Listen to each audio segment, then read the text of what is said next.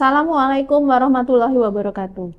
Perkenalkan, saya Nadia Sigi Prameswari dari Prodi Seni Rupa, Fakultas Bahasa dan Seni, Universitas Negeri Semarang. Pada kesempatan kali ini, saya akan memaparkan pernyataan diri dosen dalam unjuk kerja Tridharma Perguruan Tinggi atau yang disingkat sebagai PDD UKT-PT pada unsur pengajaran. Salah satu mata kuliah pokok yang saya ampuh adalah desain piktografi. Mata kuliah ini merupakan mata kuliah wajib dengan bobot 2 SKS untuk mahasiswa semester 4. Ada 3 poin utama dalam paparan yang akan saya sampaikan. Yang pertama adalah delivery atau penyampaian materi. Kemudian yang kedua adalah interaction atau interaksi dengan mahasiswa. Dan yang ketiga adalah assessment, yaitu penilaian mahasiswa. Poin delivery mencakup 5 aspek, yaitu deskripsi mata kuliah, capaian pembelajaran mata kuliah atau CPMK, materi pembelajaran, metode pembelajaran, dan sistem penilaian. Deskripsi mata kuliah desain piktografi merupakan bahasan konsep tanda visual berbasis piktorial yang berfungsi sebagai Environmental Graphic Design atau EGD maupun Graphical User Interface atau GUI, serta pelatihan penerapannya dalam berkarya di berbagai media komunikasi visual. Capaian pembelajaran mata kuliah desain piktografi antara lain: 1. Memahami konsep tanda visual berbasis piktorial yang berfungsi sebagai Environmental Graphic Design atau EGD maupun Graphical User Interface atau GUI. Yang kedua adalah mampu membuat desain piktografi berdasarkan penerapan konsep, prinsip, dan prosedur secara tepat. Yang ketiga adalah menunjukkan sikap partisipatif dan disiplin dalam diskusi maupun praktik studio berkarya desain piktografi yang ditunjukkan dengan manajemen waktu, kelengkapan media berkarya, dan kualitas karya. Materi pembelajaran mata kuliah desain piktografi meliputi ruang lingkup desain piktografi pada pertemuan pertama.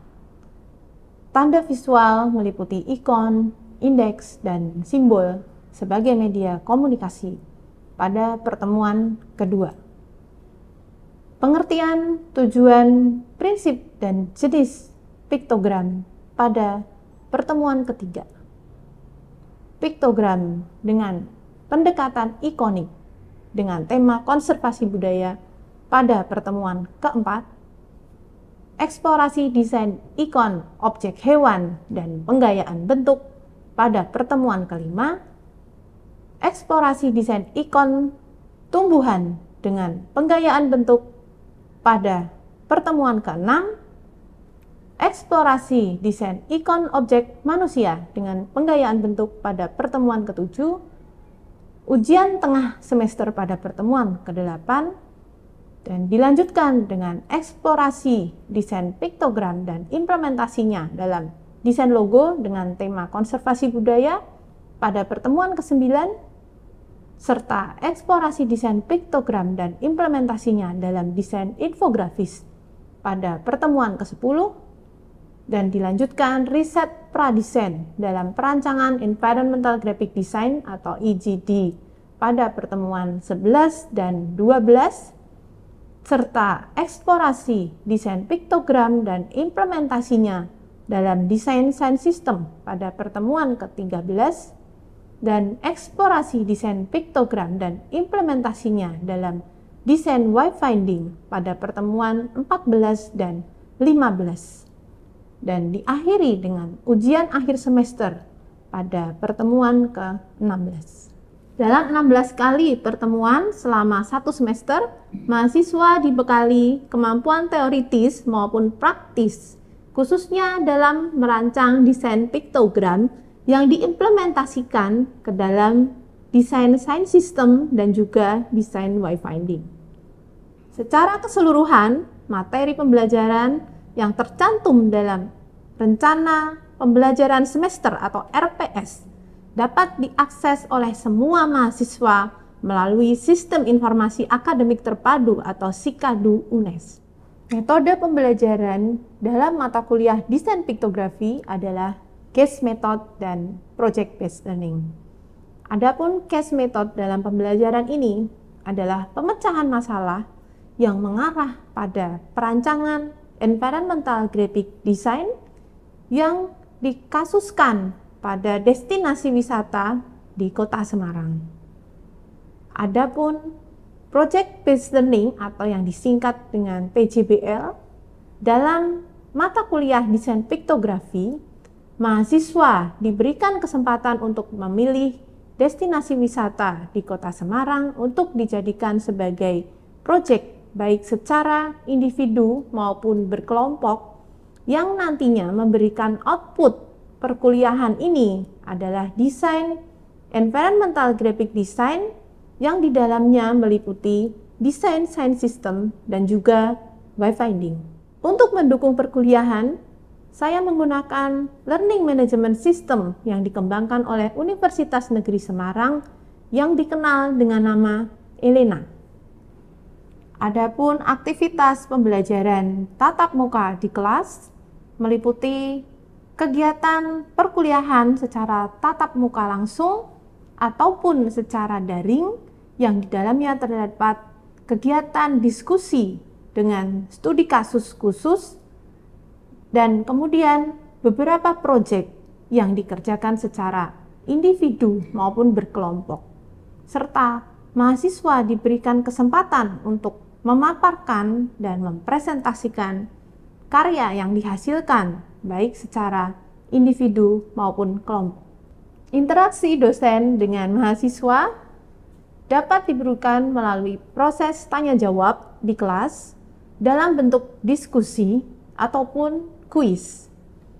Selain itu, mahasiswa juga melakukan pembimbingan proyek desain dan juga asistensi di setiap prosesnya.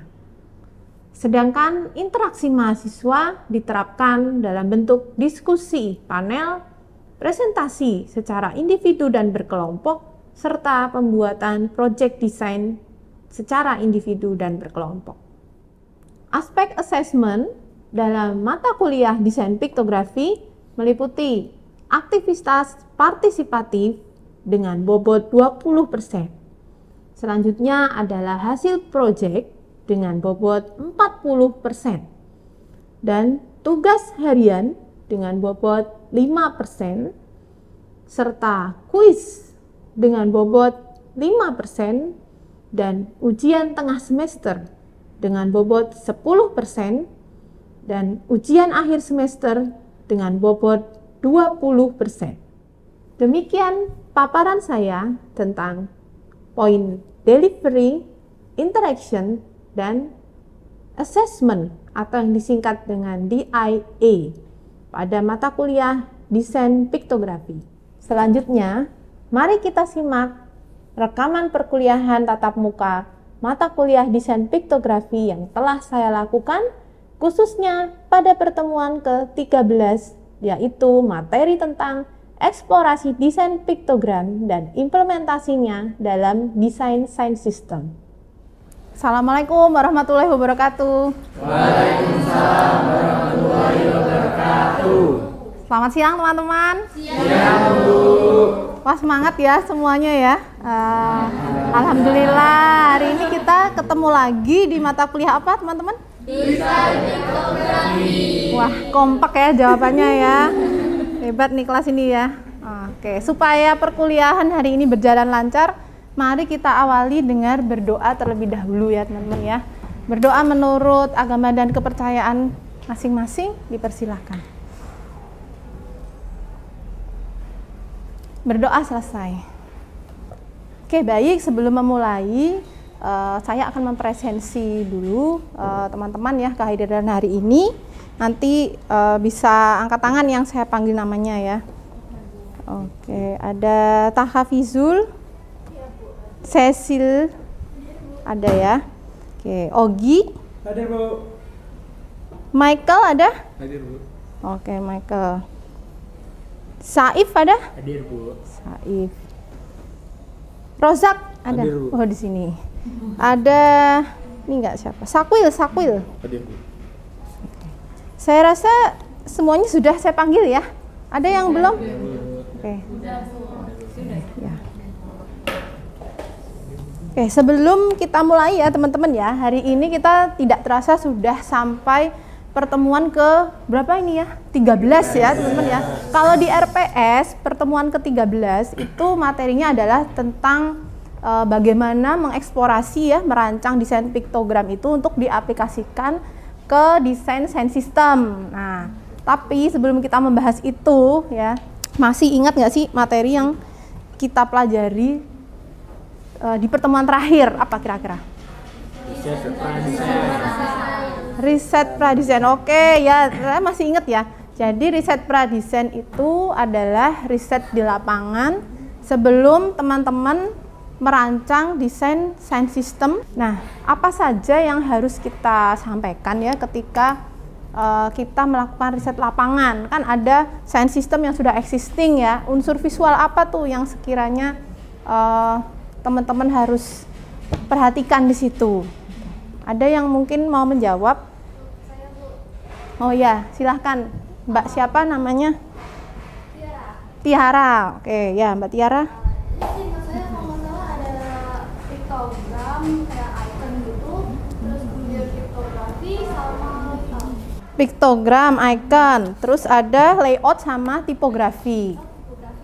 Oke, ya betul ya jawabannya ya. Cuman masih kurang lengkap, tapi kita apresiasi dulu Mbak Tiara ya, jawabannya betul ya. Nah. Oke, setelah Mbak Tiara mungkin ada yang mau melengkapi? Saya Bu, Ya, silahkan. warna dan material. Warna dan material, iya betul sekali. Jadi memang ya teman-teman itu adalah beberapa aspek yang harus kalian amati ketika di lapangan, ketika teman-teman menemukan desain sound system yang ada.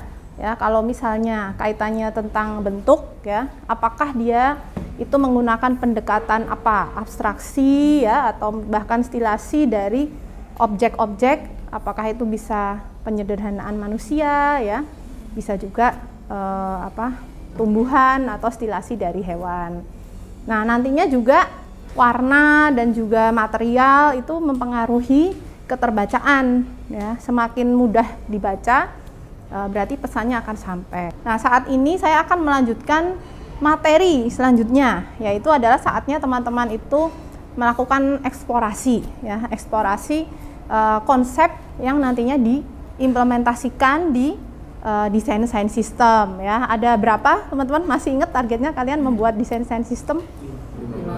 15. Oke, luar biasa ya. Nanti kita akan bahas bersama-sama. Jadi ketika kita merancang environmental graphic design ya dalam sebuah public space, untuk kali ini kasusnya adalah di destinasi wisata. Nah, maka kita harus betul-betul mengenal tempat wisata tersebut ya. Mengenal itu ya dari segi latar belakangnya, dari segi sejarahnya.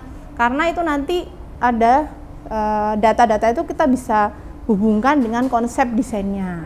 Ya, jadi latar belakangnya itu seperti apa. Nah, kita saat ini memfokuskan ke sound system dan wayfinding yang menjadi utama ya, desain utama yang akan menjadi project Anda. Sound system yang Anda lihat ya, itu sebenarnya ada banyak ragam jenisnya. Nah, ini kita mulai dulu dari room sign ya. Room sign itu kira-kira kalau dari ilustrasi ini ya, ini saya akan perbesar ya teman-teman. Saya akan perbesar di sini, nah, biar lebih mantap ya. Nah, kira-kira room sign itu yang sebelah mana, kan masih ingat? Anggap aja ini kiri, tengah, dan kanan gitu ya. Nah, kira-kira room sign itu di yang sebelah mana? Kalau kayaknya tim depan kompak banget ya, kiri ya. Yang belakang-belakang nih, halo? kiri juga ya? Ya betul ya. Jadi room sign itu definisinya adalah tanda yang ditempelkan di mana? Dinding atau di tembok ya, di tembok. Nah, ada nggak sih ketentuan ukuran ya, ketentuan ketinggiannya? Nah, pasti ada. Itu di situ sudah tertulis ya teman-teman ya. Jadi nanti teman-teman itu ketika merancang harus tahu standar ketinggiannya itu berapa. Ketinggian standar itu sudah disesuaikan dengan jarak pandang ya, dengan apa? Pandangan pengamat di saat melihat ya. Jadi kan itu kan sebenarnya pengamat itu mempersepsi ya, ada proses perseptual di situ. Jadi dia melihat dari kejauhan itu harus bisa terbaca dengan jelas. Nah, room sign itu biasanya kalian temukan di mana nih teman-teman? Waktu di lapangan nemuin nggak room sign itu? Di mana? Di toilet. Di toilet, ya betul sekali ya. Nah, selain di toilet, kadangkala itu bisa juga di ruangan khusus ya, apakah itu gudang ya atau ruang untuk staff itu biasanya juga terdapat room sign. Nah, room sign di sini ini adalah informasi yang sifatnya itu permanen dan sebenarnya kalau dari standarnya dia tuh lebih tactile, artinya dia timbul. Kemudian yang kedua, tingginya adalah antara 1,2 sampai 1,5 meter. Nah, itu yang jadi penting ya, sehingga memang tidak melebihi tinggi manusia pada umumnya ya, tetapi kalau kita perhatikan sebenarnya itu adalah jarak pas pandangan mata ya. Jadi yang melihat juga nggak yang terlalu tinggi, nggak terlalu yang rendah banget, tapi sudah disesuaikan standar. Nah, ada lagi selain room sign itu ada juga yang namanya flag mounted nih ya. Nah, cuman di sini ketinggiannya beda apa sama dengan room sign ya. Dia lebih tinggi ya, sekitar 2 meter ya, 2 meter lebih sedikit, 2 meter 35 ya di sini. Nah, kemudian selain adanya flag mounted, ada juga satu lagi tuh yang paling kanan yang kita belum bahas ya, namanya adalah overhead sign ya, overhead sign. Jadi overhead itu dia jelas lebih tinggi ya, nah, karena tapi sejajar juga sebenarnya kalau dibandingkan dengan yang flag ya. Biasanya kalian menemukan di mana nih? Ya, di bandara, di stasiun ya. Cuman kalau di tempat wisata tergantung ya, tidak selalu ada. Biasanya tempat-tempat wisata yang memang skupnya itu besar ya, dia punya flag mounted. Nah, di sini tingginya kurang lebih ya, tidak boleh kurang dari 2 meter. Kembali lagi ke room sign ya. Kalau room sign ini mungkin lebih ke tipe option yang room, kemudian flag, ada mounted tadi, itu lebih ke apa namanya, yang indoor ya. Nah, sekarang ada juga sign yang di outdoor teman-teman ya. Nah, mungkin teman-teman menemukan, sering melihat ya, cuman kalian sudah tahu ya, sudah tahu belum untuk istilah-istilah dari tiap-tiap sign. Nah, ini istilahnya beda-beda ya teman-teman ya. Nah, kalian harus bisa membedakan dan nanti rancangan kalian tuh rancangan teman-teman tuh mau diaplikasikan ke yang mana gitu. Nah, seperti ini ya tampilannya ya. Biasanya ini untuk di tempat-tempat parkir ya, atau di parking area. Nah, di sini sign type ya, public parking ya. Nah, di sini ketinggiannya dia melampaui tinggi manusia yang standarnya seperti ini ya. Nanti bisa teman-teman bisa melihat standar untuk ketinggiannya ya. Di sini kenapa ada gambar manusia yang dibuat grayscale ya, itu untuk patokan sign itu harus setinggi apa ya, harus setinggi apa. Nah, kemudian selain sign type ada juga sign type HD ya. Nah, selain sign type PK tadi ada sign type HD, itu untuk kaitannya dengan historic district identity. Nah, biasanya ini bisa juga digunakan untuk meletakkan infografis. Dia tidak melarang tidak ada menginstruksikan apapun, tapi merupakan informasi. Nah, informasi itu bisa yang berkaitan dengan sejarah berdirinya, ya, latar belakang dari tempat itu. Ya, misalnya kalau di Sampokong tadi ada yang ini ya, itu secara historical itu bagaimana ya, bagaimana arsitektural Chinese itu bisa mempengaruhi bentuk-bentuk arsitek di sana ya. Kemudian pada masa itu kan dinasti Cheng Ho ya. Nah, kemudian ada juga namanya sign type IN ya, dia large interpretative. Nah, di sini dia lebih memanjang ya, dia kayak landscape gitu. Nah, kira-kira ada yang bisa nebak ya, biasanya itu buat apa sih? Buat peta ya teman-teman ya, atau kalau istilahnya adalah wayfinding ya. Jadi buat denah maksud saya ya, denah atau wayfinding yang teman-teman juga nantinya akan merancang itu. Nah, wayfinding itu biasanya diletakkan juga di outdoor ya, jadi mungkin di dekat, bisa saja di dekat sebuah wahana yang atau titik yang strategis ya, biar orang itu tahu arahnya dia mau kemana ketika dia datang di sebuah tempat wisata ya, maka dia tidak akan kebingungan ketika melihat wayfinding yang ada di situ ya, dari mulai pintu masuk sampai parking areanya mana ya, sampai fasilitas-fasilitas yang ada itu terangkum di wayfinding di situ. Nah, ini ada lagi selanjutnya menarik nih teman-teman ya, ada sign type IK ya. Nah, jadi di sini information kiosk ya, visitor information kiosk. Nah, ini menariknya kenapa nih? Ada apa? Ada atapnya ya, teman-teman ya. Jadi memang tujuannya sign type ini karena informasinya yang di situ banyak ya. Jadi itu juga memberikan kemudahan pengunjung itu untuk membaca dalam jangka waktu yang lama. Jadi prakteknya ketika kita bicara environmental graphic design itu sebenarnya tidak melulu terfokus pada sound system dan hanya sound system dan juga wayfinding ya, tapi juga serangkaian yang mendukung dari sebuah lingkungan tersebut ya. Nah, apakah itu bisa berupa infografis ya, atau bisa berupa poster yang memang mendukung itu, atau sebatas begini ya, bentuk-bentuk sign yang nantinya itu juga konsisten juga secara warna, secara bentuk, itu menjadi satu kerangkaian ya dalam environmental graphic design. Nah, ada juga yang ini ya, sign type directional. Kalau directional itu jelas ya dari namanya ya, udah ketahuan ya, berarti dia adalah petunjuk arah ya.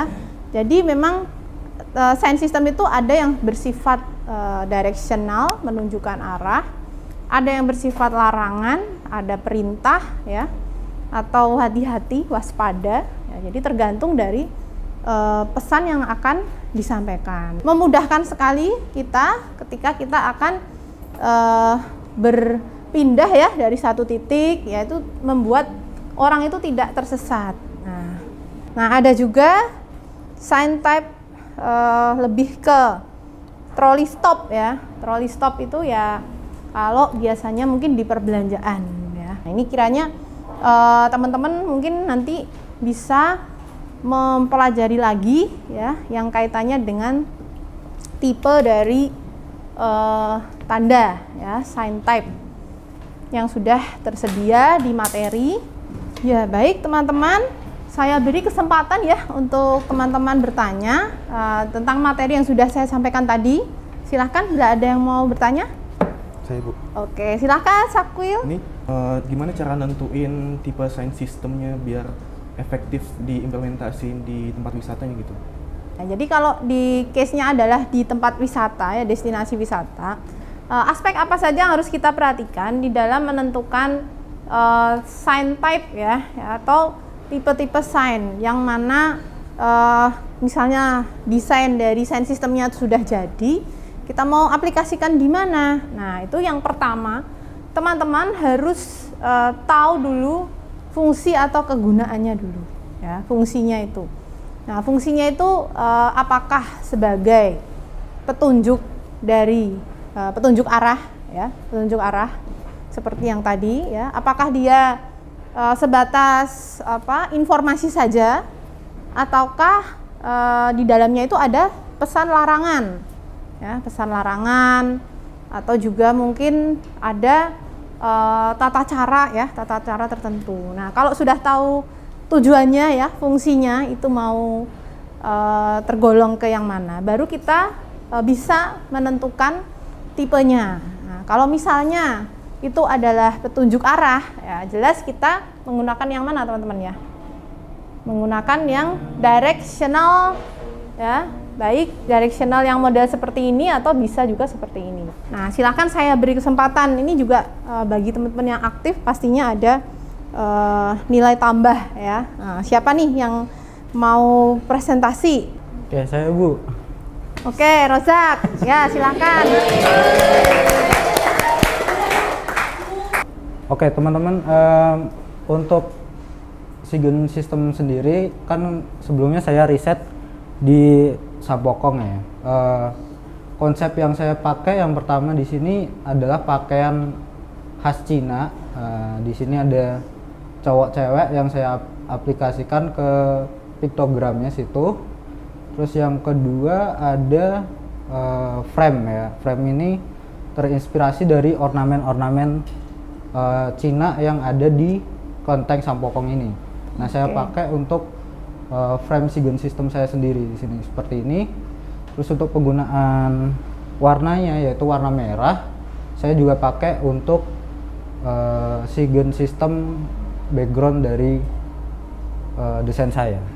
Oke, baik. Ini ada karya dari Rozak yang sudah dipresentasikan tadi ya. Jadi memang untuk case desain sistem di Sampokong itu erat sekali dengan kebudayaan Cina yang lebih ke oriental begitu, dan di sini yang ditonjolkan itu adalah pakaian khas ya, yang kalau kita amati itu dari segi bentuk-bentuk pakaiannya itu biasanya menggunakan kancing Shanghai seperti itu ya, kerah Shanghai, dan ini termanifestasikan di dalam ikon-ikon yang ada di dalam sign systemnya. Ke-15 sign system ini kalau saya perhatikan memang karakternya konsisten ya, dalam arti ketika ada objek manusia sudah diimplementasikan ciri khas atau karakter yang sama meskipun posenya berbeda.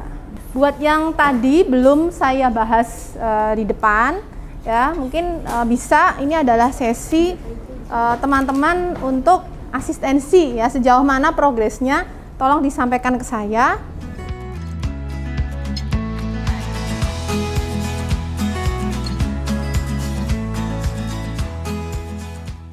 Nah, seperti itu ya kiranya teman-teman. Tadi kita sudah membahas tentang bagaimana tipe-tipe dari sign system, kemudian aspek apa saja yang harus diperhatikan ketika merancang sign system, dan yang terpenting lagi adalah pengembangan dari eksplorasi ya, yang kaitannya dengan ide kreativitas teman-teman ini memang harus dilatih ya, skill kalian untuk bisa mengeksplor bentuk. Nah, sebenarnya itu adalah tujuan dari capaian pembelajaran mata kuliah di desain piktografi ini. Nah, jangan sampai bentuk itu justru yang dilewatkan. Oke, baik, karena materi juga sudah tersampaikan, saya sudah mengevaluasi ya, saya ucapkan terima kasih ya buat teman-teman yang sudah mengumpulkan. Semoga nanti proyeknya bisa selesai dengan baik ya. Sebelum kita mengakhiri perkuliahan pada siang hari ini, mari kita tutup dengan doa. Berdoa menurut kepercayaan masing-masing, dipersilahkan. Berdoa selesai. Sampai jumpa lagi di pertemuan mendatang. Semoga teman-teman bisa menyelesaikan proyeknya sebaik mungkin. Sekian, wassalamualaikum warahmatullahi wabarakatuh. Waalaikumsalam warahmatullahi wabarakatuh.